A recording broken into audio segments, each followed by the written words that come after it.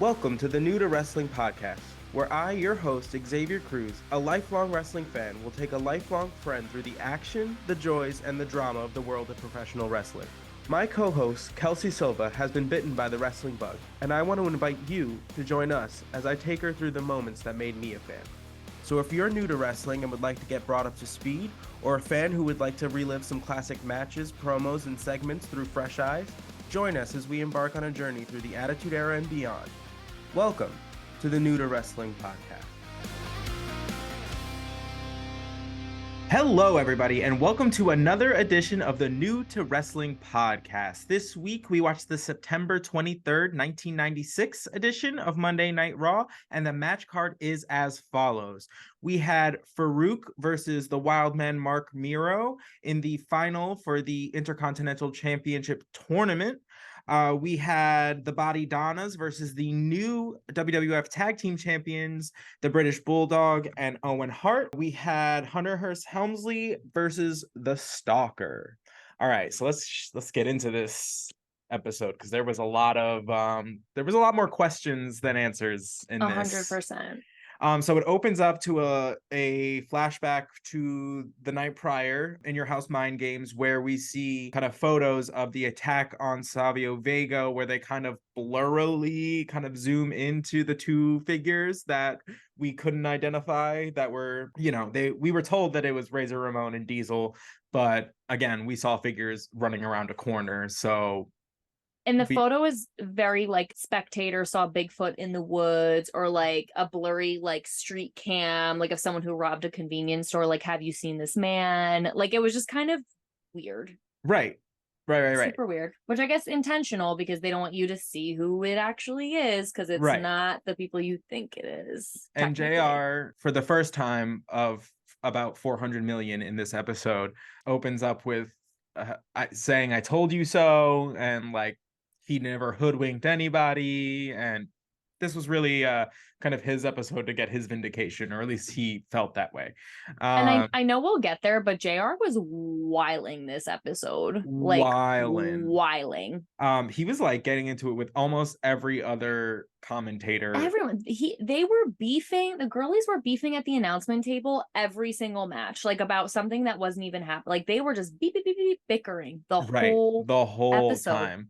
He had something in his craw like the whole time. All right, so we get into the first match, which is the finals of the Intercontinental Championship Tournament that's been going on for the last like few weeks. So the two finalists are Farouk and the Wildman Mark Miro with Sable, and Farouk came out with Sunny because he is her only client left, I'm pretty sure. Yep, that's it. As of last night, she ditched the Smoking Guns after their loss to the British Bulldog and Owen Hart. So now she has her one and only competitor, Farouk. Wildman comes out hot in this one, comes swinging. I understand, like, when you're facing somebody who does have like a size advantage over you, you want to try and like inflict as much punishment early as you possibly can. It was difficult for Mark Miro to like compete with Farouk's strength. For like a majority of the match, Farouk was kind of all over Mark Miro, with the exception of like some notable, like really impressive spots from Mark Miro. Yeah, he did really crazy stunts that were unexpected, like because of Farouk's size. Like, he's just bigger. Like, he's just a bigger guy, and like Mark Miro landed some quite exceptional like stunt moves on him that were just ridiculous. Right. So like at one point he climbs up to the top rope and he's facing, let's say he's like facing the crowds. He does like a 360 like spin and then does a moonsault. Like, it was so well done and so unexpected for 1996 that we were all just like, ah. Yep, he did a little, like, he got up there, he did a little bounce and flip, because that's the thing, like, he could have just got up there and set himself up, like, facing into the ring, but he just, like, was like, I'm gonna add this little extra zoop, zoop, zoop. So he, like, was facing outwards, and he bounced, flipped, and then just immediately, as soon as his feet landed back on the ropes, he just flipped. And I was like, oh my, it was really impressive. So crazy. During this match, we do get a phone call from Ahmed Johnson, who is the former Intercontinental Champion and the reason for this tournament, because he had to relinquish the title due to injury. So basically, he was informing the announce team that like he's feeling a lot better. He'll be back before like they know it. And then he gave the WWF a warning that it was going to be a cold day in hell when he returns for everybody there. And then he got into it with, who did he get? Jerry the King Lawler? He said, Jerry said, I heard you at a, because of course. Oh, that's what it was. I heard you got a kidney transplant from Jake the Snake, which doesn't even correlate. Like, doesn't Unrelated, even correlate. Right. Like, doesn't even make sense. I don't even remember what Ahmed Johnson said, but it's the first time a phone call into the match didn't irritate me. Like, Right. because first of all, he answered the phone and I was like, oh my God. He was like, they were like, oh, Ahmed, can you hear us? And he was like, I'm right here, babe.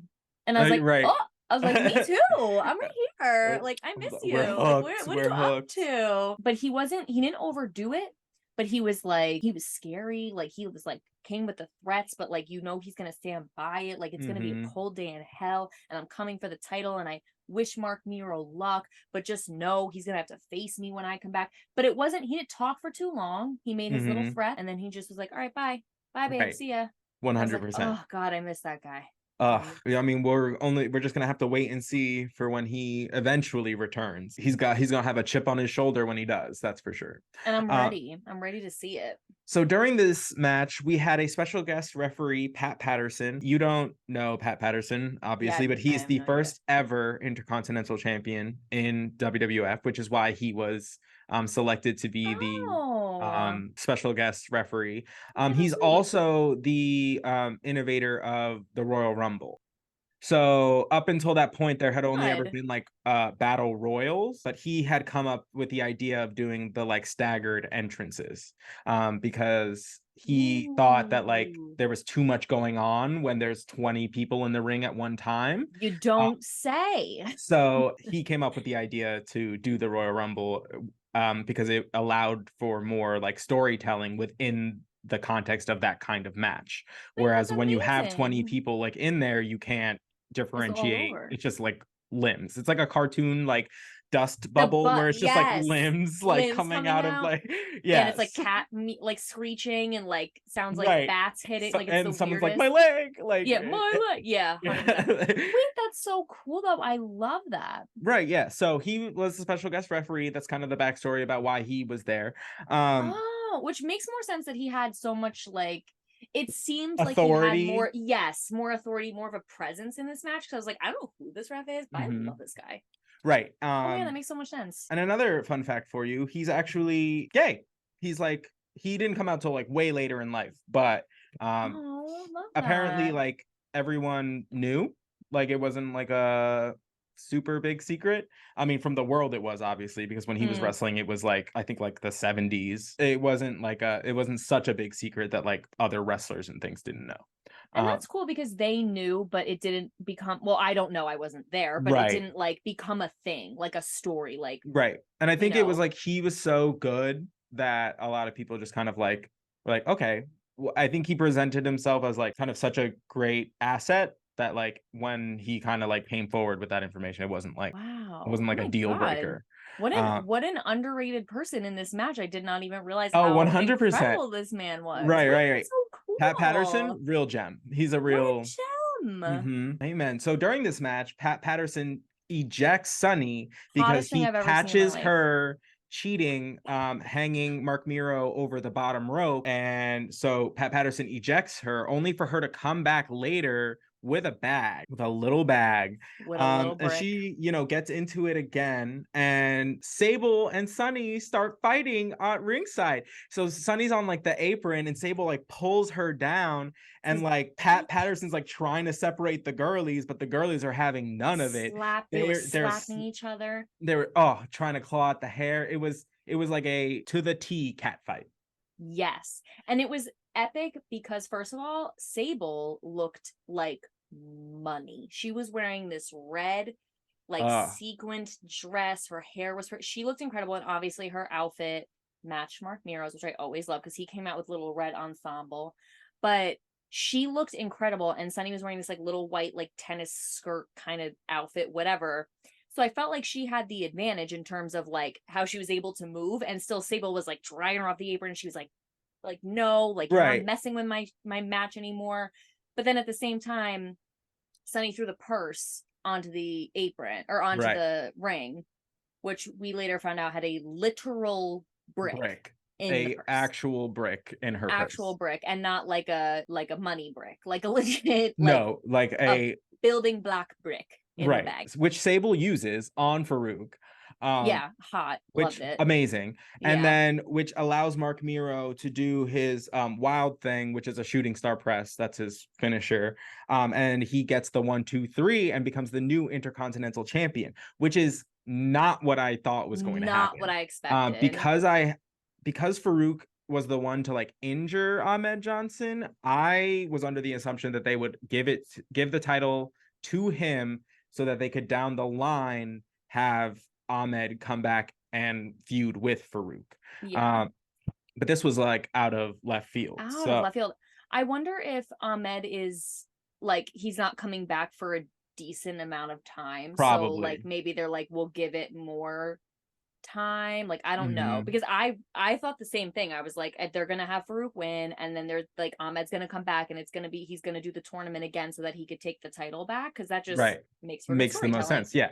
Yeah. And also he never he does have a claim to it like from the rip, because he never like lost it. He didn't like he was never in a match. He wasn't beaten for the title. He had to relinquish it. So typically when something like that happens, it kind of like puts them kind of, when they do return, immediately back into it gives them a claim to the story like immediately. They never lost. Therefore, which makes sense. Yeah. So therefore it's like, I'm here to take what's mine. Exactly. Like that kind of energy. Like it was always mine. I didn't mean to, it wasn't my intention to lose it. Just circumstances got in the way. Like I'm here to take what's mine with fire and blood. Whatever. Right. 100%. So we'll see how that goes. We're gonna see the reign of Mark Miro as the Intercontinental Champion. I'm interested to see what kind of contenders come from this. Like what matches we're gonna get as a result of this win. Yeah, I'm very curious. Very curious. And I'm curious, now to see what Farouk is gonna do. Because like his whole shtick was like getting the Intercontinental title, and now he lost. So it's like and Sunny's like really taking L's left and right. Oh my god. Yeah, like, I know. She can't get one of her horses to win the race. No, well, that's because not a one. I mean, and maybe it's just me because I don't love Sunny, but maybe it's like, maybe if she spent a little less time getting involved in every little thing, they might win a little bit more. I'm just throwing that out there. I'm just saying. Okay, so after this match, we had a very odd and confusing kind of like promo for something that's going to come next week. They had taken us on a flashback to like 1995, where Shawn Michaels was facing Jeff Jarrett, who you haven't seen because he hasn't been back yet. I have no idea who this person is. They show Shawn Michaels beating Jeff Jarrett for the Intercontinental Championship in 1995. It shows Jeff Jarrett getting tripped by Jesse James, who was the man on the outside. Too many J's. I agree. So JJ was tripped by JJ. Right. So they show the outcome, the finish of that match, and we're all like, okay, but that was literally over a year ago. What does that have to do with anything? And then they show Jeff Jarrett's like song with My Baby Tonight, which apparently they filmed like a whole like music video thing at a pay-per-view or something, right? Right. And he was going to perform it like live, and I guess he did, but he was like lip syncing very poorly. They did show the clip, and I was like, okay, like I see why this is poor. Still confused why we're airing him out, but right now. And then whatchamacallit, somebody on the commentary team or like during this little clip referred to Jeff Jarrett as the country Milli Vanilli, and that sent me. Oh my god, it was great. I actually think that was because Vince McMahon did the voiceover. Oh, okay. Which he was not in this episode at all. Again, he was back for just the pay-per-view, and now he's vamoosed again. I think that had to do with the fact that Jerry couldn't be on commentary because he was competing. Right. Would be my guess. Yeah, but I think it was Vince McMahon actually over the commentary or doing like the voiceover. Yes, where that said that. And I was like, what? First of all, I've never seen this person. Second of all, it was like a very long walk down a very short pier where it was like showing him losing by getting tripped. And it was like, okay, but though he lost, now he was able to pursue his dream as a music artist. And I was like, what are we doing? And then poor clip of him lip syncing, and then like Vince McMahon just being like, and we're exposing him because this is terrible. And I'm like, right. Okay. but a year late, what are we doing? Right. And then So like weird. and then apparently next week we are going to get the identity of the real singer who was ripped off by Jeff Jarrett. Honestly, this feels like we're trying to build a feud with people we don't know, and I can't imagine that I'm going to care about this that much. Because if a match is going to result over the reason of one person actually sang a theme song and the other person took, like, what? It's a stretch. It is a stretch. That is for sure. Is what it is. And I'm like, did anyone ask for this? I'm confused. Like, were people like, he was bad? Like, I literally don't understand like why out of the blue. Right. And like, my only guess is that Jeff Jarrett is returning and they need something. they need something to kind of like interject him into whatever. But like if it was me, I would have just put him in the tournament that just happened. But as his return. You know what I mean? Like I would have, you would think. Right. Because you know what I mean? Because then that like it puts him back in that like upper mid card little selection of the roster, which he was in like before. Okay. And you don't really have to like explain like where he was or where he went. He's just now a competitor in the tournament. I don't know what this is or like what factors went into like this being the story that they're going with, but it's quite strange. Yeah, it's not quite strange. I guess we'll see next week who the identity of the real singer is. Yeah, and I guess apparently we're playing the Masked Singer. I had no idea. Where? Or the voice or something where we have to like listen to the voice and be like, who actually is this? Like, right. Like Boop, what? And then turn around my chair, just like like what are we doing? I don't know. It was all right. Also, WWF. Why is Vince McMahon airing him out? Also weird. Like the upper echelon of WWE is the one that's like just whatever. Right. Like he doesn't have more important things to like deal with on a day-to-day basis. What are we doing? All right. Anyway. So that was that. So we'll see what happens there. We are going to be just as confused as you are. Come along for the ride. Listening to it is going to be just as confused as us watching it. So yep. Join us. So the next match, we had the Body Donnas versus the newly crowned WWF Tag Team Champions, the British Bulldog and Owen Hart, with their new manager, Clarence Mason. So so in last week's episode, we talked about after Jim Cornette had his match and got popped in the face by Jose Lothario, Clarence Thomas shows up to his like hospital room or like locker room, wherever he's being tended to, and basically like shoves a piece of paper like in his face and has him sign it. Apparently that was the management like rights of Owen Hart and the British Bulldog, because this week Clarence Thomas joined the commentary team, and basically the commentary team was just like, do you think that was like problematic? You don't think that was shisty, weird, and kind of destructive? And he was like, no, and I'll sue you for defamation if you say anything further. Right. But they were scrapping. JR and Clarence were getting into it. He was basically like, I will sue you for everything you're worth if you keep this like line of conversation going. And JR was like, all right, like still wrong, but sure. 100%. This match was great. Obviously, Owen Hart can do no wrong in my eyes. That man is just such a fluid wrestler that everything he does looks great and effortless. Skip and Zip were Skip and Zip. You know, they've been a tag team for a hot minute now. They work cohesively. Yeah. Is there anything more to them? Not a ton, but they're good in-ring workers. Good. Yeah. So we'll give them that. But during this match, we had another invasion of a ECW superstar.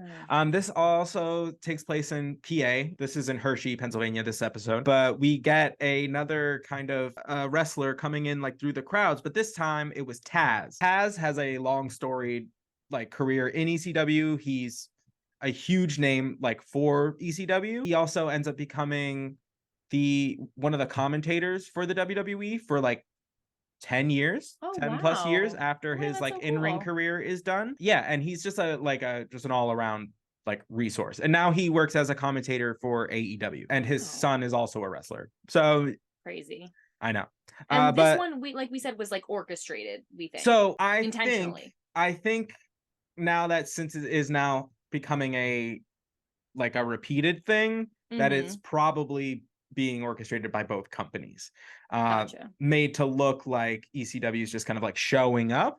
But at this time, WWF is kind of low on just like talent as far as like wrestlers go, because of all of the wrestlers that the WCW has plucked from them with the promise of guaranteed money, higher contracts, more time off. It was a big draw for a lot of wrestlers because like they have families, like they have to do what's best for them. But because during this time, like a lot of talent you haven't seen and probably won't see, all went to the WCW. And since like the WWF talent pool is a little like thin, they kind of work out this like working kind of partnership with ECW where they kind of have their talent like come in. That way it gives the ECW a national kind of platform, which they don't have at this time. They're not on television yet, I don't believe. They're not doing pay-per-views yet.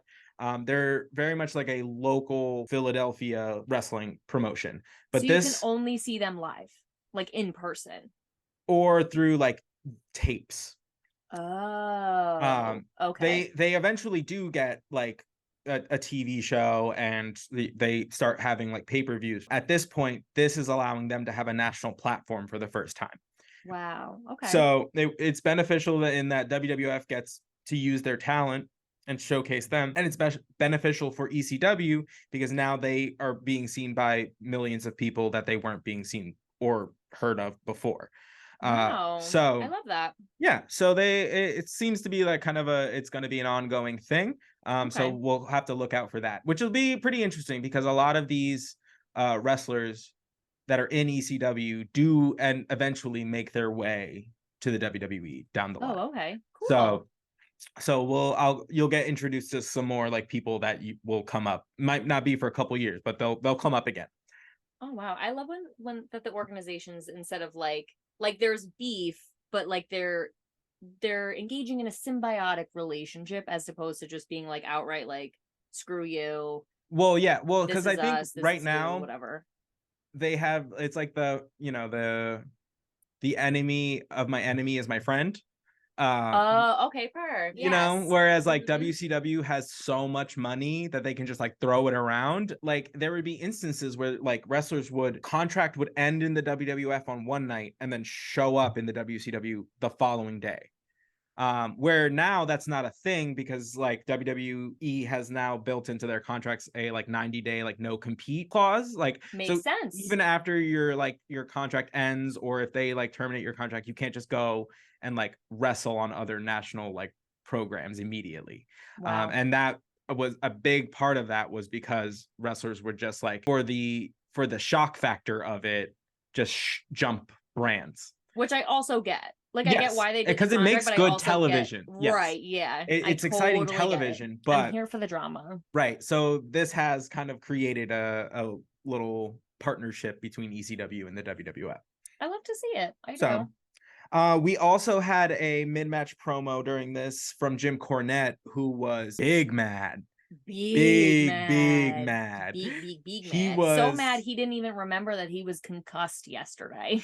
Fully. He goes in on Clarence Thomas, calling him like a snake, and like just he's pissed because he got duped. He got duped and got his two best wrestlers plucked from underneath him legally. And he said that it was the same night that they won the titles. So yeah, no, like that's bad. Like as real, a manager, like that's what you want. You want your clients to be the champions. That is the whole point. That's the whole point. Right.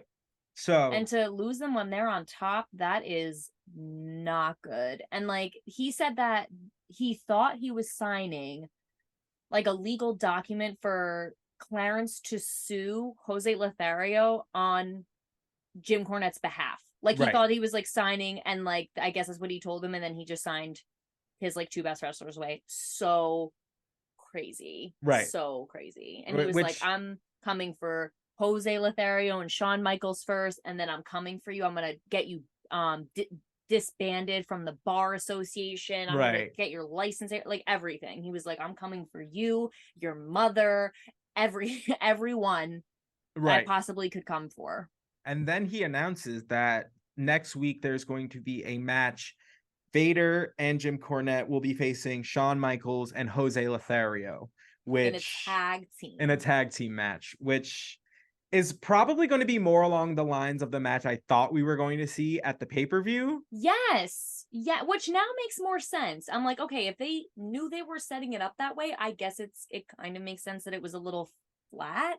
But at the same time, I feel like you could have done both, in my opinion. Could have done both. Because it's a tag team match versus like them just like interceding on the behalf of others. Like now it's I'm so curious how this is gonna go, a tag team with like Vader and Jim together. So odd. So back to the match. Owen Hart puts on the sharpshooter and gets the submission, gets the 1, 2, 3, and that's the end of that.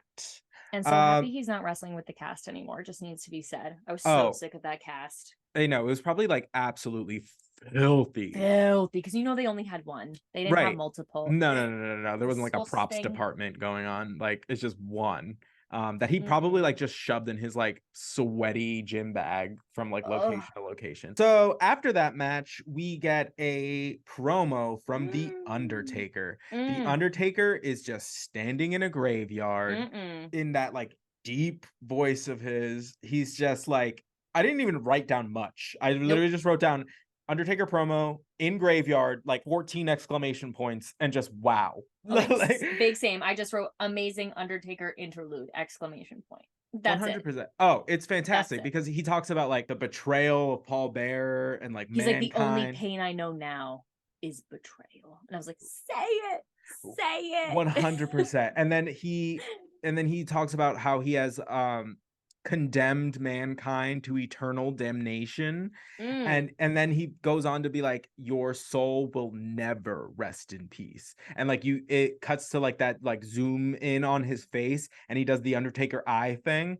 Crazy. Which is, and the makeup department went in and did like a little extra like contour with like the cranky brow and like like he looked like extra scary, and I was like, yes, so good. It was that type of black and white that isn't necessarily black and white. It's almost like black and gray. It's like a gradient. Like yes, it's like very like old school horror movie. Like it was on like film. Like it was on like you 100%. Have expect to see like the like cracks or like the little like blotches like on the screen. Yeah, and hear the film running. Yeah. Oh my god, it was exceptional. And he's just like, it's never that long, but it's perfectly executed. Like his voice is just that tenor. It's just always so good. And he had just like a shovel and he was just like feeling out the ground, the earth, like where he was gonna put him. And I was like, just love to see it, as always. 100%. Which all leading up to the Buried Alive match at the upcoming pay-per-view. And they had I loved this branding. They had a tombstone or a headstone with, it was like Buried Alive with the date, and then they had these like portraits on the headstone of Mankind and Undertaker right in the like the aisle, center, right in the center of the aisle where the wrestlers would come in. So everyone had to like walk around it when they came in, so you just like couldn't avoid. I was like, this is actually genius. Well, because the next pay-per-view is In Your House Buried Alive. Like the entire pay-per-view is based around this match. I love it. So like having the like kind of physical like representation of like everything being around this match is like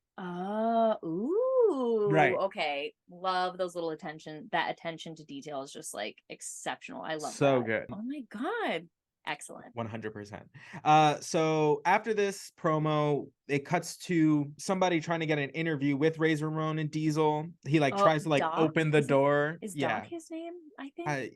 Yeah, I guess. And they just like shut the door, and JR is like, that's because it's my interview, like don't even try it. And like I was like, all right, like JR was on that ish tonight. And like first of all, what are the chances that they're both standing right by the door with their back to it when I think Doc opens the door and they're like, no, and they like push it closed like backwards. I'm like, okay, like sure. And then JR's like, no, because it's my interview. I was like, okay, everyone calm down. We're gonna get there eventually. I don't know what's happening. We get into our, I guess, main event match, which is Hunter Hearst Helmsley versus the Stalker. Why was that the main event? Sorry. Had to say it. Had Why to was say that it. the main event? Why was Well, that? because I guess technically the main event was the interview segment, like the last. Which again, I say, why was that the main? Honestly, I don't know. So Nice. Triple H, Hunter Hearst Helmsley, comes out in his little riding pants with his little lady, who they didn't even name this time. No name this time. They didn't even bother giving her a name. Nope. So they're like, she won't be here long. Don't even say it. It doesn't even matter. The Stalker, who I was surprised to see again, because I really truly believed that was going to be like a one and done kind of situation. Yeah. But he comes out like he like kicks Triple H's ass like the whole match. Like Triple H really doesn't have much to say about anything. And Triple H came out dressed like a British Revolutionary War soldier, like Right. literally a red coat. Like he was wearing a red coat with the tails, the riding pants, and I was like, what are you doing? And he had his like, and he like so slow-mo like took off the red coat, and like nameless lady number 4 like took off the coat for it. It was so weird. I was like, what? And then the long ponytail, I was like, this literally looks like he's an extra in The Patriot. I'm so confused. You're not wrong, but like fully. Yeah, but like one of the ones that gets like his leg blown off by like a cannonball, like not like not like a he has no lines. It's just like and then like no leg, and he's like screaming. Yeah. Mm-hmm. So Mr. Perfect comes out as he has been doing to Hunter Hearst Helmsley for the last while. Triple H is immediately distracted by the fact that Mr. Perfect is there. Gets taken advantage of basically the entire match because he's so distracted by the fact that Mr. Perfect is there. And just then standing there smacking his gum. Oh, just watching. Inching a little closer every time. But and speaking of gum, I really need to mention he did something completely heinous. He came out actually for the Intercontinental Championship match, and he was in the ring for no reason. He spit out his gum and slapped it away. He does that. Why? I don't know. So he gross. He typically like comes out with like a white towel like when he wrestles. Which I still haven't seen. And he tosses, honestly, yeah, I know. He tosses the rag up in the air and he catches it with the other one, very similar to like what he did with the gum, where he like spits it out and then just like knocked it with the other hand. I don't know why he felt the need to do that, but go to town, I guess. So weird, but yeah, he was smacking his gum, standing there, just going like at the girl sitting there. But Mr. Perfect is he's a really good wrestler. Like I know, I want to see it. He's like on par, I want to say, like with like Owen Hart or like Bret Hart. Like he's a very like very technically like sound wrestler. Okay, very big on like, yeah. So he's a great wrestler. We just haven't seen him much. He was kind of a bigger wrestler in the last, like in the 80s. And right now, since the WWF is kind of transitioning from that for like the 80s over into like the 90s and what's like coming now, a lot of the wrestlers that were kind of more prominent then end up taking kind of a more of a backseat kind of role. So if you notice, like Mr. Perfect's mostly been doing like commentary. Right. If you right before like this, like the Macho Man Randy Savage also got put on like doing commentary and things. And he's a wrestler. Like he wrestles, for God's sakes, he was in the first like Spider-Man movie with like Tobey Maguire. Like when he's wrestling in the cage. That's the Macho Man Randy Savage. What? So this man wrestles, like is a wrestler, and like the WWF kind of put those wrestlers in like different roles, and because they kind of were like, we're not gonna spotlight you anymore because you're not where the direction we're going. That kind of sucks. It does. I get it, but like, yeah. Sucks. And what ends up happening is they end up leaving and going to the WCW, where they get paid more money, have to wrestle less, and are just wrestlers. So kind of sounds like my kind of gig. Yeah, exactly. You like nobody blames them for doing that. You know what I mean? Like when you have a family and you have like you got to do what's best for you. You got to take care of number one. And like if someone's offering you a buttload of money to work to do the same job somewhere else, what do you think is going to happen? And to actually do your job instead of just doing commentary or whatever you're doing. Oh yeah, that makes complete sense to me. It's a no-brainer. So you had mentioned that Hunter Hearst Helmsley has been on kind of like a losing streak for like a hot minute. A lot of L's, like losing matches, losing ladies, like just losing his mind. Just lots of L's.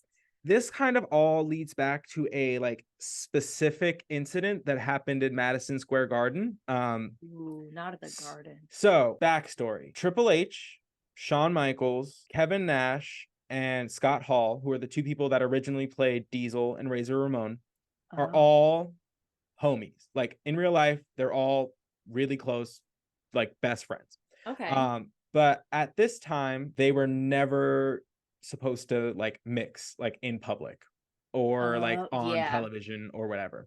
Right, we talked about this. Like you couldn't see them out in public, like Right. getting a beer or like going out to dinner or something. That was like a So huge no-no. it was a huge no-no. Okay. So essentially what happens is it is the last night that Kevin Nash and Scott Hall are going to be wrestling.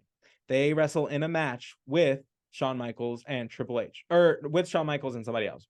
Triple H, at the end of the match, they all like come out and they all hug in the center of the ring because it is the last time that they will be like together. Oh. However, in the Ooh. eyes of the people like old school wrestlers like Vince McMahon, it was a huge slap in the face to the business. A huge, like it was a big no-no. It was, you don't do that. You're spitting Oh in the my face of God. everything that we have like held true to like about this business, and this is how we do things, and you have just absolutely disregarded that for the sake of like your friends. So And what? Like, yeah, okay. say it to And my face. Like, so but what ends up happening as a result of that, Kevin Nash and Scott Hall go off to WCW. okay. Shawn Michaels is the WWF champion. He's not going to get in trouble. Triple H. Oh my God, that's awful. Triple H basically ends up eating the shit sandwich for this entire year because of that instance. No. Uh, And he right. wasn't even in the match. No, but he Oh went God, that's out and awful. participated, and because he was the lowest man on the totem pole at that time, He's because taking he the was like shit. the newest, he has to kind of eat shit before they learn to trust him again. Wow, this is big T. And that like makes this so much worse because I was always like, man, Triple H is really like, but now like even that added insult of like he can't even keep a woman around. Like just like Right. driving that image, like, oh my God, that's terrible. Right. And but the thing that was Oh like my God. the thing that is crazy is apparently like they had run the idea by Vince McMahon prior to doing it, and he had okayed it. But No, no. because the backlash was so severe, he was like, I have to do something. And like so Triple H ends up just kind of like He's like the Triple H fall just guy. ends up, yeah, just ends up like being like the squash guy for like a long time before he That gets built back is up. wild. Right. That is wild. And the fact that Vince McMahon okayed it and then had to go back on his word. And like, I get like if he was under a lot of pressure in the backlash and whatever, but also like, I don't know, stand by your people. But like, Right. I don't know. That's crazy. Yeah. So yeah. So there's like a Wow. backstory like to that. And that happened Dang. at Madison Square Garden, which is like the WWF's like unofficial home. It is like, Wow. I didn't know so that. the WWF back in the day when there used to be like territories, Mm-hmm. there used to be like hundreds of territories, but the WWF was always New York, like New York, like Pennsylvania, Jersey, Connecticut, like that was their like chunk of whatever. So their Mm-hmm. home like arena was Madison Square Garden, and it's still like to this day, like they refer to to Madison Square Garden as the unofficial home of the WWE because they have had like huge events there, like huge. So This is the biggest tea possible. I did not expect that to be the thing. Like you were like, oh, when we were watching it, because we were watching it, and I was like, man, Triple H is taking a lot of L's, and Xavier's like, I will fill you in later. right, That was not what because I there was expected. no way I was going to be able to explain all of that like during the match. Oh no. That's and I like needed time to process that. That's Mm-hmm. crazy. Right. Girl, bless So, this mess. amen. Back to the match. The Stalker performs a superplex on Triple H and then quickly gets the 1, 2, 3. All the while, JR during this match is like basically disregarding the fact that there's a match going on, and it's Completely basically like, can they like wrap it up because like I want to talk. And like it was just like, so it just seemed like so out of character for the out Jim of Ross that we have pocket. like come to know, like, and it was just like what is happening? Like, where did this toot come from? Swear. After that match, we get another promo from Paul Bearer and Mankind, also in a graveyard. Basically, Paul Bearer is just he's kind of like whispering in Mankind's ear, like, oh, it was the Undertaker who cost you the title. Like, he's the reason you're not the WWF champion right now. Like, how did we get there? And then he like points out like this spot on like the ground. He's like, here's where the Undertaker has said he was going to like lay you, and I like can feel it. Like he suddenly is like right, ESP. He's like, right. Here's where he's chosen to bury you alive. Like, what are you gonna do? Like, so Right. weird. So again, leading up to the Buried Alive match, which as you said last week, the more I see Paul Bearer and Mankind together, the more I understand it. Yes. Just because Paul Bearer was so synonymous with The Undertaker that it's so jarring to see him with somebody else. Yeah. But if it was going to be anybody else, like, correct. It makes sense that it's Mankind. Like, it's not going to be Paul Bearer and Shawn Michaels. Like, that's just not happening. No, like, it doesn't fit. Doesn't fit. But I was going to say it was interesting because Paul Bearer is like trying to get him to Mankind to focus, which already a lost cause. Let's not even go there. But Mankind is like, but how did he get in there? He's like very fixated because I think he's like, you can see he's already cracked. We know this, but you can see he's like actually shook a little bit by like how the Undertaker appeared in the coffin, because he was like, how did he get in the coffin? Like, that was our coffin. Like, he played mind games with me. Like, like you can tell he's actually like a little twisted over this. And I was like, that's interesting, and a really like an interesting tell, because like Paul Bear's almost like trying to get him to refocus like on something so solid, like literally the earth where Undertaker wants to bury him alive, allegedly. Right. And he's just like, Mankind is so fixated on like, he can't believe someone really got like the one over on him when he was supposed to be like the mind games king. Like, he was like, I'm the one who plays the mind games. Right. So I thought that was really an interesting touch. Finally, somebody's like, he, thought he was playing like chess while everybody else was playing checkers, and like fully has met somebody that like checked him for the first time. Totally. And like, yeah. And he like doesn't know how to cope. So I'm wondering if it's gonna go like one of two ways. Either he's gonna like pull it together and like just be absolutely destructive, or he's gonna fall apart. I'm so curious, because I can't imagine him being more destructive than he already is. Like, so what a level that would be to see. Also, like, it'd also be interesting to see him fall apart. I don't know. I would be happy with either way, because either way is just like fascinating, and I think that's like the beauty of his character, even though he scares the daylights out of me, which again is his intention. But like, he's just like, either way, like no matter which way it goes, you're entertained, and it's so interesting every time. Right. And like the like magnitude of this match is just like, it just makes it all the more just like fascinating, because you're like, because like up until this point, like, Buried Alive, like, are you crazy? Like, I still can't even get over it. It's the most insane thing I've ever heard. I cannot wait for that match. I can't wait. So we finally get to what we have been bandying about all evening, is that JR finally gets to interview Razor Ramon and Diesel. But first, we basically get JR's like villain origin story. Wild. Right. He goes in. He basically is like, I get hired, I leave like this cushy job with the NFL, and I come here and get put in like a toga, and like, because he was at WrestleMania whatever, and then he's talking about how he gets like fired by Vince McMahon in like 1994 because he had Bell's palsy. Yeah, because he has Bell's palsy, and like apparently he like insinuated that Vince McMahon was like jealous of his like commentating like abilities, and then so he gets fired, and then when he goes and like exposes Vince McMahon, he's like, when Vince McMahon gets indicted, guess who they come running back to for commentary? It's not the Ghostbusters. For 50 cents on the dollar. Like, he was pissed. Aired him out. 100%. Aired him out. And like, where did this come from? Like, where?